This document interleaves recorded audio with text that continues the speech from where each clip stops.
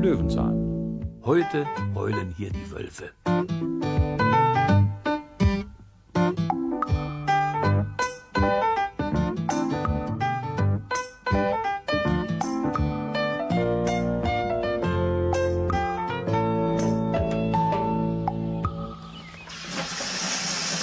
So, noch eine letzte Kanne, dann hat sich's für heute mit dem Gießen.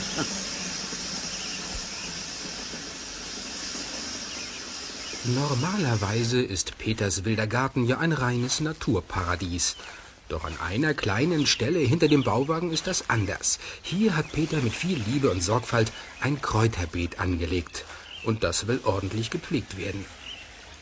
Naja, zugegeben, ein bisschen Arbeit macht so ein Küchenkräutergarten schon. Aber es lohnt sich. Hier, Petersilie, Dill, Basilikum. Alles aus eigenem Anbau, frisch auf den Tisch. Na, Herr Lustig, sind Sie auch unter die Selbstversorger gegangen? Sie, Herr Paschulke, ja, aus eigenem Garten schmeckt's eben am besten, nicht? Genau, sage ich auch immer. Nur, dass ich in meinem Garten kein Kaninchenfutter heranziehe wie Sie, sondern einen richtigen Festschmaus. Wollen Sie mal sehen? Einen Festschmaus? Ja, kommen Sie doch mal rüber, dann werden Sie schon sehen. Was mag der Nachbar meinen mit seinem Festschmaus? Hat er etwa Ananas in seinem Gewächshaus herangezogen? Oder eine neue Tomatensorte für besonders süßen Ketchup? Neugierig durchquert Peter die Gartenpforte.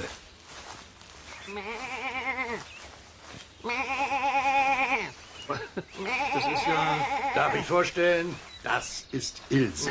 Ah ja. Ja, und dieses Schaf... Ilse.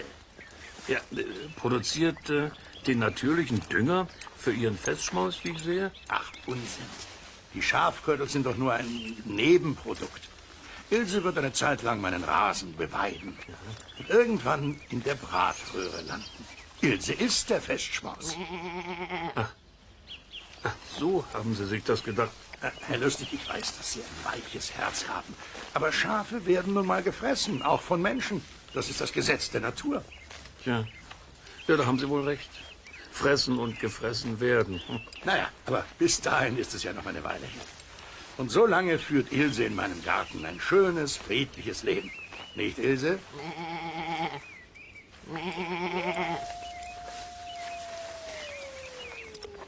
Haben Sie das auch gehört? Ja, das klang wie eine Sirene oder sowas. Das ist keine Sirene. Das klingt wie ein... Ja, wie ein Wolf, würde ich sagen. Ein Wolf? Hier in Bärstadt? Aber das wäre ja furchtbar. Ja, das wäre... Ja, wie wäre denn das? Ich meine, wieso wäre denn das eigentlich so furchtbar? Weil meine Ilse dann ihres Lebens nicht mehr sicher wäre, Herr Lustig. Und Sie und ich auch nicht. Wissen Sie nicht, was ein Wolf ist? Komm, Ilse, du wohnst besser erst mal im Gästezimmer. Schauen Sie mal ins Lexikon, Herr Lustig. Fleischwolf, Reizwolf, Wolf im Schafspelz. Nein, nicht du, Ilse. Komm, schnell ins Haus.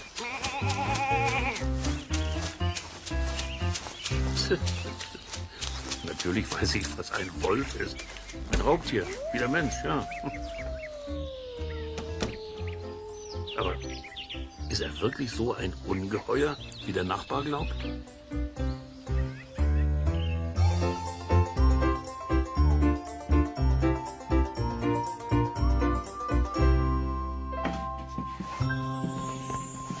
Im Bauwagen durchforstet Peter sein Bücherregal. Tatsächlich findet er ein paar Werke, in denen über Wölfe berichtet wird. Doch Fachbücher sind das eigentlich nicht. Grimms Märchen. Na ja, gut. Und was haben wir hier noch? Aha. Mythen und Sagen der Menschheit. Na, da kann man ja mal reinschauen.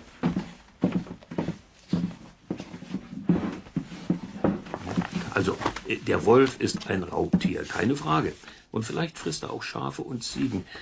Aber das hier, na, ich weiß nicht. Doch der Wolf fand sie alle und verschluckte ein Zicklein nach dem anderen in einem Bissen. 7 Ziegen. So ein Kokolores. Da braucht er ja schon einen Dinosauriermagen. Tja, was haben wir denn noch hier? Ja, das Rotkäppchen. Ja, da kommt's ja noch dicker, ne?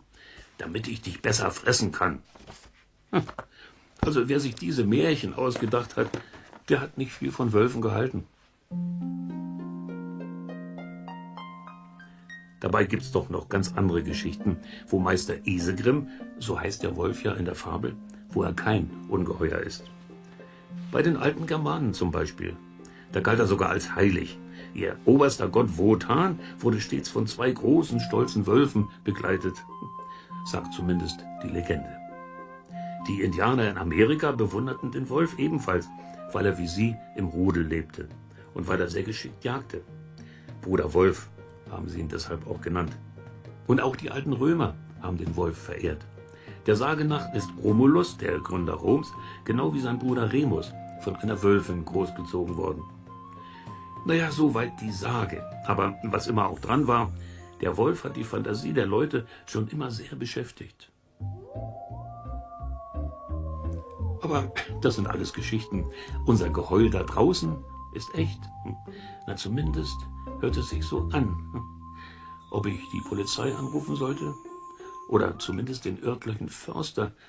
Nee. Erstmal brauchen wir handfeste Beweise. Und die werde ich besorgen. Ja, vor Ort, im Wald. Gleich morgen mache ich mich auf den Weg mit meiner Kamera.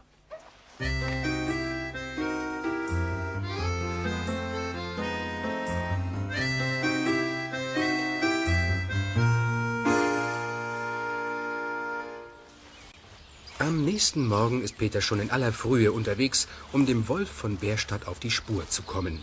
Zur Beweissicherung hat er seine Digitalkamera mitgenommen. Mit der pirscht er nun vorsichtig durch den Wald. Der frühe Vogel fängt den Wurm, heißt es. Oder den Wolf. Ich bin auch schon fündig geworden. Hier, Beweis Nummer 1, ein Büschel verfilztes Tierhaar. Das hing am Stacheldrahtzaun, gleich hier auf der Weide. Also, wenn ihr mich fragt, sieht das verdammt wölfisch aus. Und noch was habe ich entdeckt. Hier, eine Spur im feuchten Waldboden. Ein Hauptballen und 4 Zehen. Und ziemlich groß. So, im Kasten. Beweis Nummer 2. Es scheint ihn also wirklich zu geben. Den heulenden Wolf von Bärstadt. Na nun, da war doch was im Gebüsch. Jetzt will ich die Nerven verlieren. Mist, wo habe ich denn bloß die Kamera hingelegt? Ohne das Gebüsch aus den Augen zu lassen, tastet Peter auf dem Boden nach der verloren gegangenen Kamera und hat plötzlich eine haarige Pfote in der Hand. Aber geht das? Das wird doch nicht. Das kann doch nicht. Ganz langsam wendet Peter den Blick zur Seite und schaut einem freundlich hechelnden Jagdhund ins Gesicht. Weniger freundlich ist dagegen der Blick des grün gekleideten Mannes am anderen Ende der Hundeleine. Darf ich fragen, was Sie hier machen? Bitte wie? Ach so, ja, sicher. Mein Name ist Lustig, Peter Lustig. Angenehm. Patzig. Hartmann von Patzig. Und was treiben Sie nun hier in meinem Wald? Ich sammle Beweise für einen Wolf. Ein Wolf? Aha. Guter Mann, jetzt passen Sie mal auf. Der letzte Wolf im Bärstädter Forst wurde am 6. April 1837 erschossen. Und zwar von meinem Urgroßvater Ommo von Patzig. Seitdem hat nie wieder ein Wolf seinen Fuß in diesen Wald gesetzt. 1837? Das ist ja fast 170 Jahre her. Korrekt. Und damals hat man alle Wölfe in der Gegend abgeschossen? Auch korrekt. Alle. Und nicht nur hier. Überall in Deutschland. Ja, aber wir haben einen gehört. Mein Nachbar und ich. Und außerdem habe ich schon weitere Beweise gesammelt. Hier, schauen Sie mal, das Haar hier. Na, Sie sind ja lustig, Herr Lustig. Haben Sie eine gute Nase? Ja, ich denke schon. Dann schnuppern Sie doch mal. An Ihrem Wolfshaar. Naja, riecht irgendwie nach Kuhstall. So. Ist ja auch von einer Kuh. Von einer Kuh. Ach so, naja. Aber warten Sie, Ich habe noch einen Beweis. Einen Fußabdruck im Waldboden. Ein Hauptballen und 4 Zehen. Hier ist das Foto. Ja, so ähnlich sieht der Abdruck eines Wolfes aus. So ähnlich. Aber diese Spur hier ist ganz sicher von Bruno. Von Bruno? Ja, ich komme mit meinem Jagdhund öfter hier vorbei. Komm, Bruno, gib mal Pfötchen. Sehen Sie? Der Bursche lebt auf ziemlich großem Fuß. Ja. Ja, ich muss zugeben, der Abdruck auf meinem Foto stimmt genau mit seiner Pfote überein. Eben. Es tut mir leid, Herr Lustig, aber Ihre Beweise sind völlig wertlos. Ich weiß nicht, was Sie da in Ihrem Garten gehört haben, aber wenn Sie wirklich einen Wolf vor die Kamera bekommen wollen, dann kenne ich nur einen Ort dafür. Ach, und welchen? Den Bärstädter Tierpark. Einen guten Tag wünsche ich. Komm, Bruno. Der Tierpark, natürlich. Da leben Wölfe. Und vielleicht ist ja da einer ausgebrochen. Sowas kommt vor. Ich erinnere mich da an eine Geschichte. In einem kleinen Zoo, ich weiß nicht mehr wo, da lebte ein Wolf, der langweilte sich so. Er jaulte und maulte und fand es hundsgemein, sein ganzes Leben immer nur alleine zu sein. Willi wollte doch das wahre Leben leben, es musste irgendwo noch andere Wölfe geben. Er träumte von einem Heulkonzert im Chor, denn sowas drang sein Lebtag noch nie an Willis Ohr. An einem Juniabend kam Willis Chance doch. Im Zaun entdeckte er ein klitzekleines Loch. Er kaute und biss sich den Weg nach draußen frei und rannte in die Welt hinaus, wohin war einerlei. Willi wollte doch das wahre Leben leben, es musste irgendwo noch andere Wölfe geben. Er träumte von einem Heulkonzert im Chor, denn sowas drang sein Lebtag noch nie an Willis Ohr. Nach 22 Tagen in Wald und Feld und Flur war müde er vom Leben, allein in der Natur. Die Jagd, die fand er lästig und was noch schlimmer war, noch immer war er einsam, denn Wölfe waren nicht da.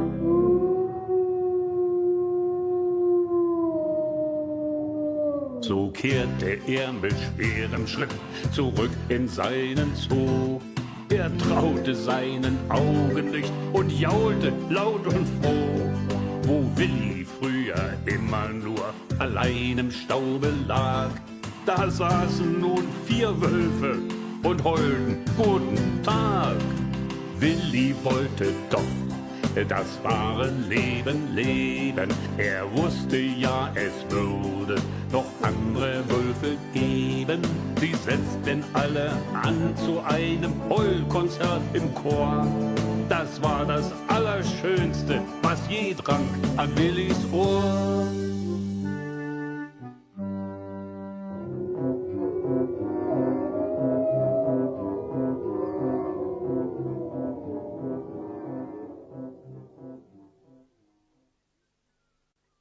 Der Tierpark ist nicht weit vom Bärstädter Forst entfernt. Schon nach einer knappen halben Stunde hat Peter ihn zu Fuß erreicht und er studiert die hölzernen Hinweisschilder. Biber, Wildschweine. Da, Wölfe. Rechts entlang. Na, dann wollen wir mal sehen, ob bei Isegrims auch alle zu Hause sind. Könnte ja schließlich sein, dass der Zaun irgendwo ein Loch hat, nicht? Wie bei diesem Willi. Oder vielleicht hat der Tierpfleger mal kurz das Tor aufgelassen. Soll ja alles schon mal vorgekommen sein.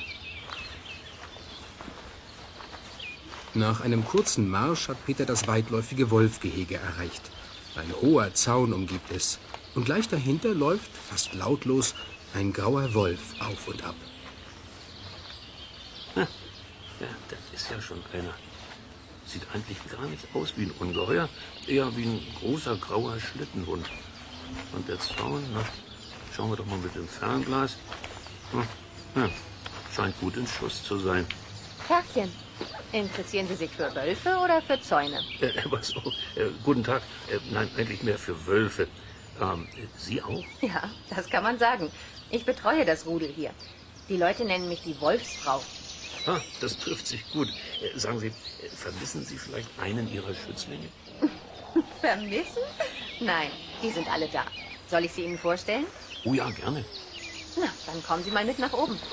Wir steigen da auf die Aussichtsplattform. Dann haben wir einen besseren Überblick.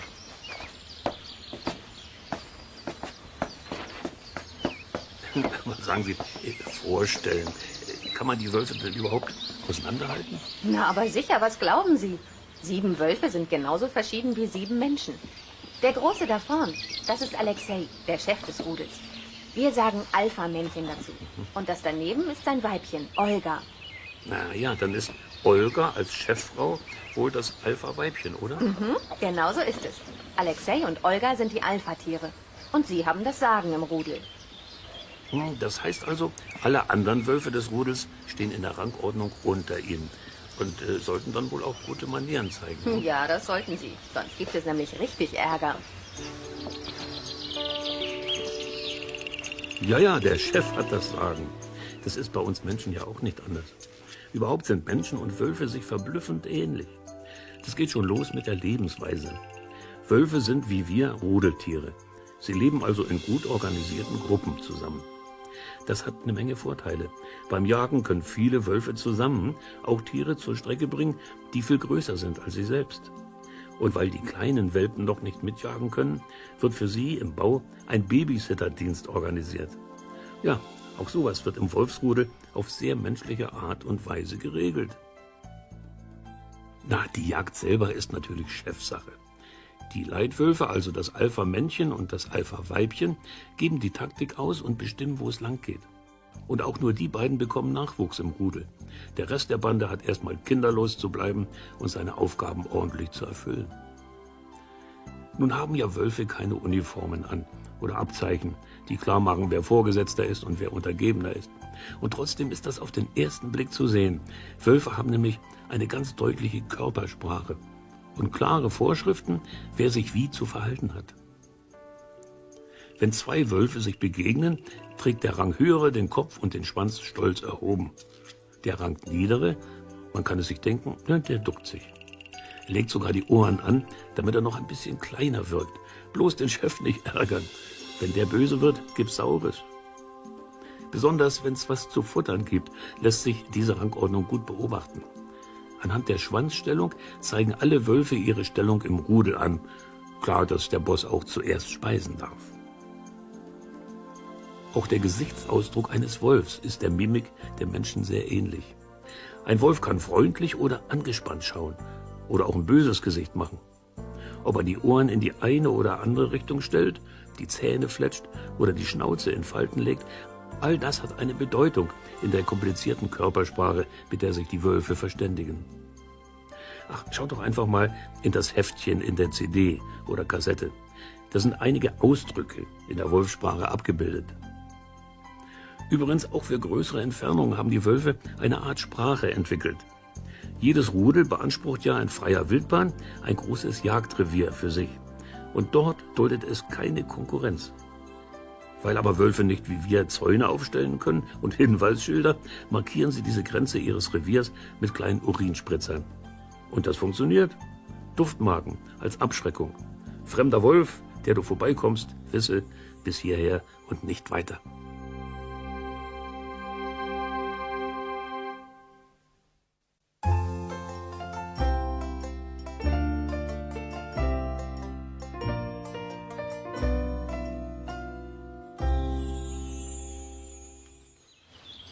Ein Wolfsrudel ist also ein eingespieltes Team mit genauer Arbeitsteilung. Und deshalb jagt es auch so erfolgreich.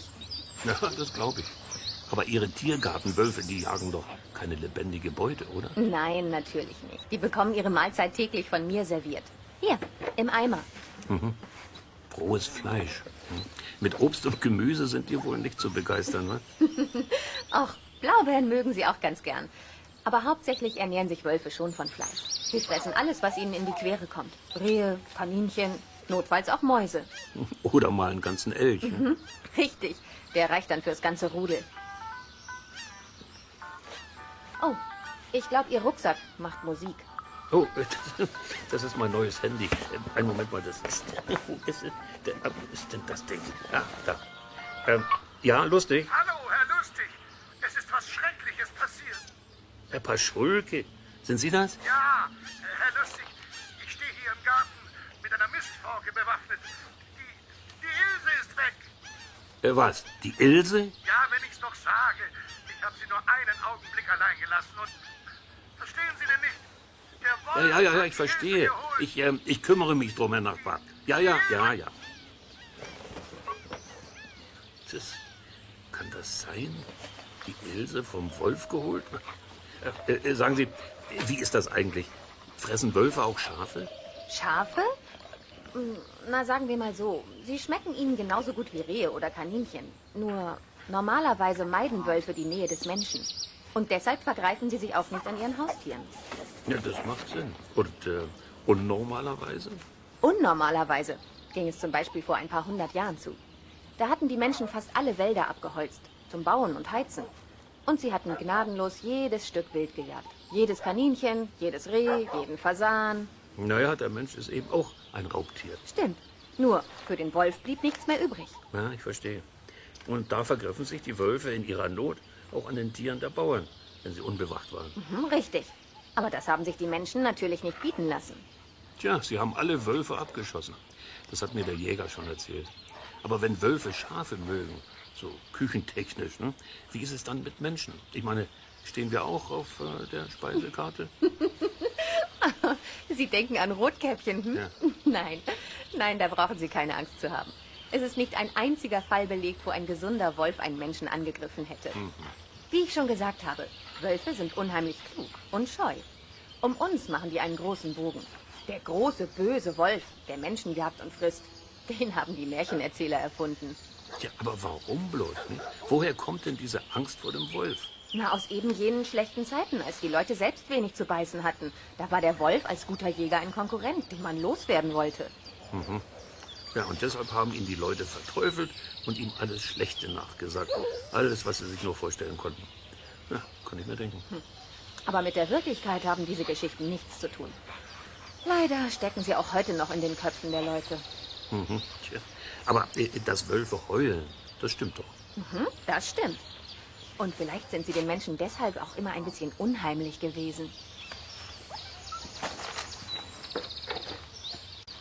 Ja, Wölfe setzen nicht nur die Körpersprache ein, sie benutzen auch ihre Stimme. Natürlich heulen sie, doch daneben winseln, knurren und bellen sie auch. Aber hören wir doch mal genau hin.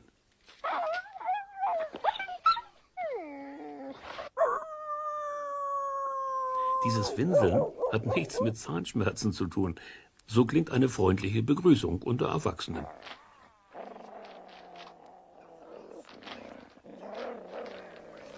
So ein Knurren, ja, man ahnt es schon, ist weniger freundlich gemeint. Kein Schritt weiter, sonst gibt's Ärger.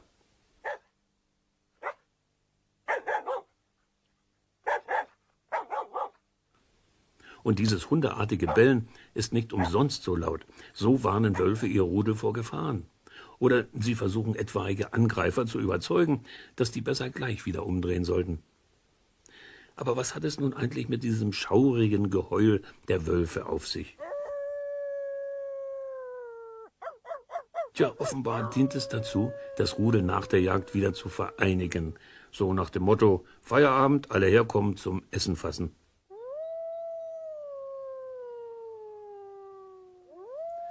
Das Heulen kann aber auch den Anspruch eines Rudels auf ein bestimmtes Gebiet ausdrücken. Fremde Wölfe, die diese Sirene hören sollen, wissen, hier wohnt schon wer.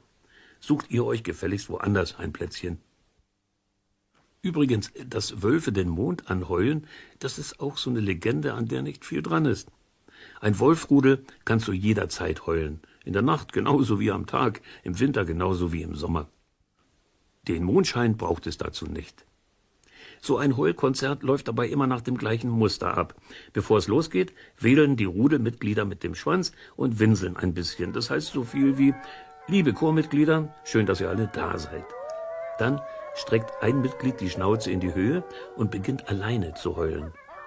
Ein zweites Rudelmitglied fällt ein, dann ein drittes, bis das ganze Rudel heult.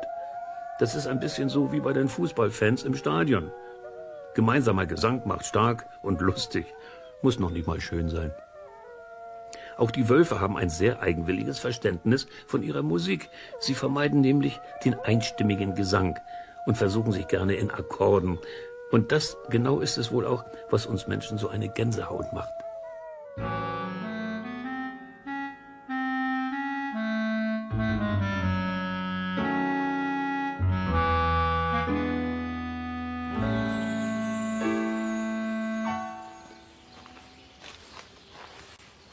Noch immer streift Peter mit der Biologin am Wolfgehege entlang. Plötzlich entdeckt er gleich hinter dem Zaun einen ganz frischen Fußabdruck in der feuchten Erde. Ach, sagen Sie, das ist doch eine Wolfsspur hier, oder? Ja, die ist von Alexei, würde ich sagen. Aha. Und hier auf diesem Foto, hier habe ich die Spur von Bruno. Aha. Ich nehme mal an, Bruno ist ein ziemlich großer Hund, oder? Ja, richtig, ein Jagdhund. Aber warum sieht seine Spur fast genauso aus wie die von einem Wolf? Weil Bruno sozusagen der Urenkel eines Wolfes ist. Wie, Sie kennen Bruno? Nein, alle Hunde auf der Welt sind die Urenkel eines Wolfes. Ach, und, das ist bestimmt kein Märchen? Nein, ganz sicher nicht. Das ist eine wahre Geschichte. Wie diese Geschichte genau ablief, weiß man natürlich nicht. Es geschah ja schon vor vielen tausend Jahren in der Steinzeit.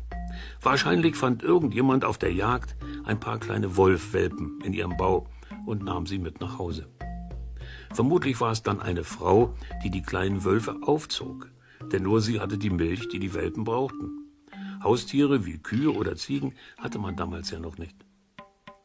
Die kleinen Wölfe wuchsen also zusammen mit Menschenkindern auf. Sie sahen die Menschenfamilie als ihr Rudel an und wurden sowas wie Hauswölfe. Damit begann eine lange, erfolgreiche Freundschaft. Die Menschen und ihre wölfischen Familienmitglieder ergänzten sich prima bei der Jagd. Und weil die Hauswölfe viel besser riechen und hören konnten als die Menschen, waren sie auch hervorragende Wachwölfe. Dann begannen die Menschen aber, ihre Hauswölfe gezielt zu züchten. Sie wählten wahrscheinlich die Tiere zur Zucht aus, die ein bisschen anders aussahen als die meisten Wölfe. Vielleicht um ihre Hauswölfe schon von weitem besser von den wilden Artgenossen zu unterscheiden. Wie auch immer, mit den Jahren und den Generationen veränderten sich die gezüchteten Hauswölfe immer mehr. Es gab bald besonders kleine und besonders große, welche mit ungewöhnlicher Farbe, mit Schlappohren und Ringelschwänzen. Doch bei der gezielten Züchterei hat sich nicht nur das Aussehen der Tiere verändert, auch ihr Verhalten. Viele der ursprünglichen Instinkte gingen in den Jahrtausenden verloren. Die wilden Wölfe waren zu Hunden geworden, zu treuen und zahmen Dienern und Begleitern der Menschen.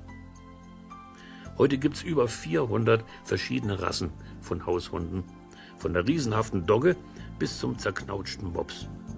Aus dem wilden Zehnkämpfer, der viele Disziplinen beherrschte, wurden Spezialisten mit ausgewählten Fähigkeiten. Und das alles zum Nutzen der Menschen.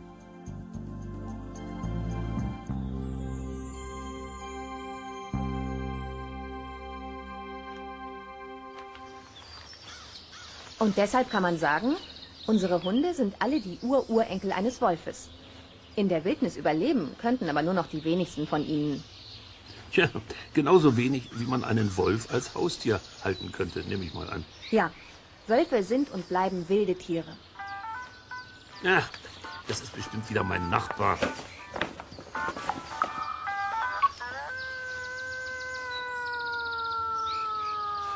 Hallo, Herr Lustig. Hören Sie das? Es geht wieder los. Herr Paschulke? Haben Sie das gehört, Herr Lustig? Ja, ich hab's gehört, Herr Nachbar. Ich bin doch nicht taub. Hallo, Herr Lustig. Ja, ich sehe zu, was ich tun kann. Ja. Sagen Sie, hat Ihr Nachbar irgendein Problem? Naja, wie soll ich sagen? Es heult in seinem Garten. Und es hört sich an wie ein Wolf. Aber wenn hier bei Ihnen keiner fehlt und es keine frei lebenden Wölfe mehr gibt, na, dann kann das ja gar nicht... Moment, das habe ich nicht gesagt. Wie? Aber natürlich. Sie haben mir doch bestätigt, dass man um 1800 sowieso alle Wölfe in Deutschland ausgerottet hat. Das stimmt schon. Aber es sind in den letzten Jahren wieder einige über die polnische Grenze eingewandert. Es sind bis jetzt nur eine Handvoll. Und bis Bärstadt ist auch noch nie einer gekommen. Aber Aber das ist ja... ja, das ist schön, nicht wahr? Der Wolf, den unsere Vorfahren ausgerottet haben, kommt zurück. Und das von ganz alleine, wenn wir ihn nur lassen. Naja, dann sollten wir ihn doch lassen, nicht? Wald- und wilde Beutetiere gibt's ja heute wieder genug. Und in die Nähe der Menschen würden die Wölfe sowieso nicht kommen. Da müsste also niemand Angst haben, nicht? Sie sagen es. Aber nochmal zu diesem Geheul in Ihrem Garten. Ich glaube, Sie sind da auf dem Holzweg. Ein wilder Wolf im Bärstädter Forst, so nah an der Stadt? Das kommt mir doch sehr unwahrscheinlich vor. Naja, mag ja sein. Aber ich habe ihn gehört. Und ich bin ganz sicher, ich kriege ihn auch mal vor die Linse. Danke für die Auskunft. Oh, bitte, gerne. Ach, und wenn Sie ihn wirklich finden, dann schicken Sie mir ein Foto, ja? Mach ich. Versprochen.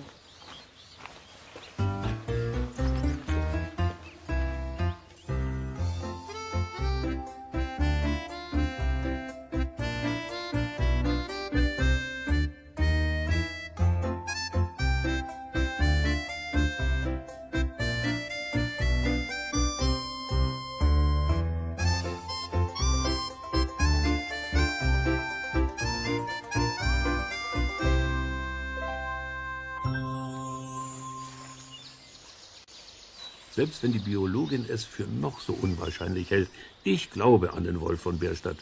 Schließlich habe ich ihn ja gehört. Und der Nachbar auch. Ich werde den Wald noch einmal abgehen. Wenn ihr wollt, können wir ja währenddessen ein kleines Quiz machen. Ein Wolf-Quiz. Zuerst mal eine leichte Frage.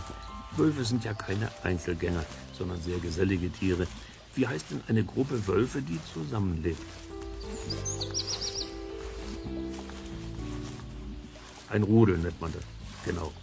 Und wie nennt man den Leitwolf eines solchen Rudels?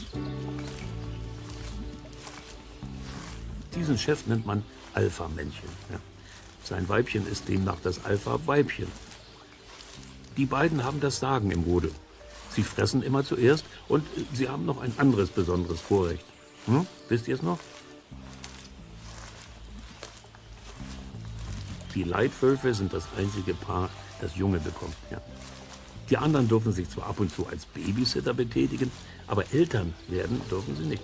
Das ist nur den Stärksten im Rudel vorbehalten. Die Rangordnung im Rudel kann man besonders gut beim Fressen beobachten. Wisst ihr noch, an welchem Signal? An der Schwanzhaltung. Je höher ein Wolf seine Rute trägt, umso mehr hat er zu sagen. Folglich steckt der Chef den Schwanz immer so hoch es nur geht. Und der Prügelknabe des Rudels, also der Schwächste, klemmt ihn zwischen die Beine. Stimmt's denn, dass Wölfe den Mond anheulen? Nein, das ist wieder einmal eine schaurig schöne Wolfgeschichte, die sich die Menschen ausgedacht haben. Wölfe können zu allen Tag- und Nachtzeiten heulen. Mit dem Mond hat das überhaupt nichts zu tun. Es gab ja mal eine Zeit, wo Menschen und Wölfe zusammengelebt haben. Aber dann haben die Menschen begonnen, die Wölfe zu züchten und die Tiere veränderten sich allmählich zu was? Was ist aus den Hauswölfen geworden?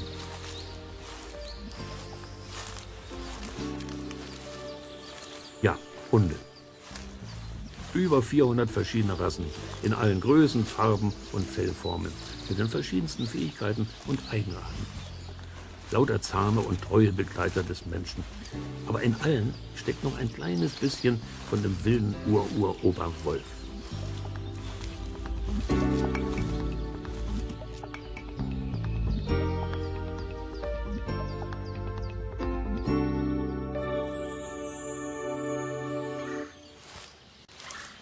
Inzwischen hat Peter den Waldrand erreicht. Nun ist es nicht mehr weit bis zur Elchwinkelsiedlung, wo auch der Bauwagen steht. Tja, nichts zu sehen und zu hören vom Wolf von Bärstadt. Wie es aussieht, komme ich mit leeren Händen nach Hause. Naja, man kann ja nicht immer... Moment mal, habt ihr das auch gehört? Von wegen. Ja, da ist es wieder, das Heulen. Das kommt von da vorne. Mit schnellem Schritt marschiert Peter in Richtung des Heulens weiter. Er nähert sich einem kleinen, eingewachsenen Häuschen. Ob hier noch jemand wohnt? Schon ist er am Haus angekommen und schleicht um die verwilderte Hecke herum. Na nu, was steht denn hier? Ein altes Motorrad. Die Sache wird immer merkwürdiger. Na, ich hole auf jeden Fall schon mal die Kamera raus.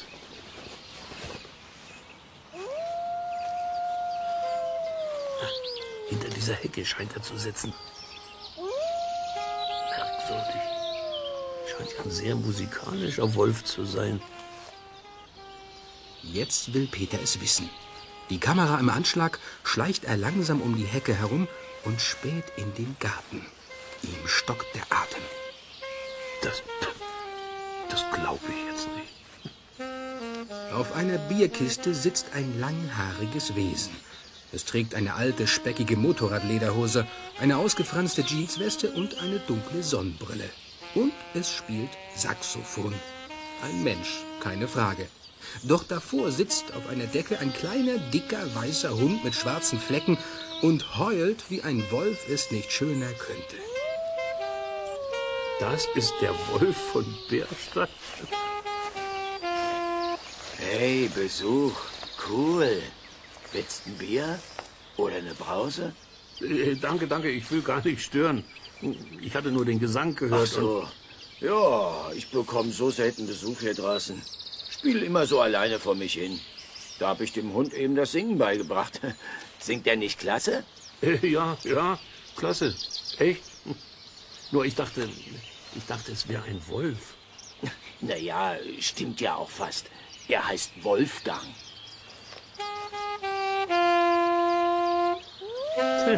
Welch ein Sänger.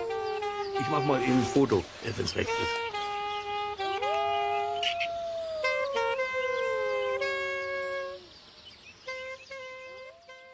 Der Nachbar staunt nicht schlecht, als er auf dem Monitor das Foto vom Wolf von Bärstadt sieht.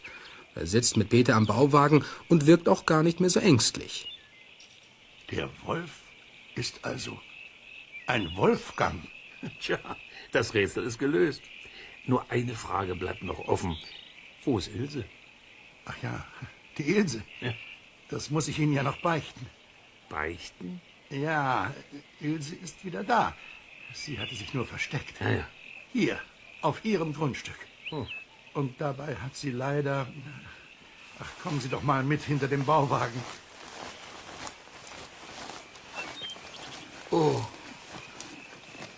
Nein, mein Kräutergarten.